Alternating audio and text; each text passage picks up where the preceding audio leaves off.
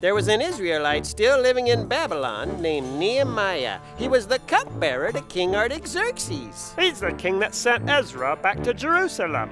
Right. But why did he need someone to hold his cup?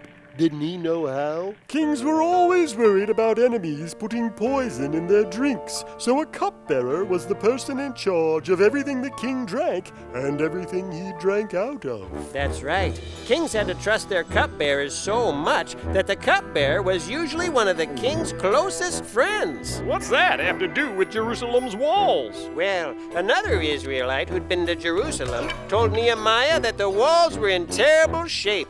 The Israelites had been back for almost 90 years, and no one had gotten around to fixing the walls. So Nehemiah decided to do something about it. He went to King Artaxerxes and asked for permission to go back to Jerusalem. He even asked the king for all the supplies he would need to rebuild the walls. That was pretty bold. It was. King Artaxerxes could have been upset. He could have been suspicious. He could have said, "No way, Jose, I need you here keeping me safe." But the Bible says God moved in Artaxerxes' heart, and he smiled on Nehemiah and gave him everything he asked for. Wow, so Nehemiah went back to Jerusalem and rebuilt the walls.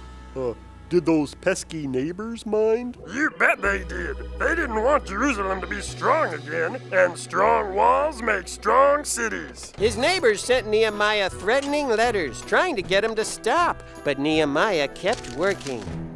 So they started gathering soldiers to attack Jerusalem and stop the work. But Nehemiah heard about the plan and stationed guards all around the workers to protect them. He had the workers keep their swords with them all the time, and they had trumpets to blow if anyone saw an enemy coming.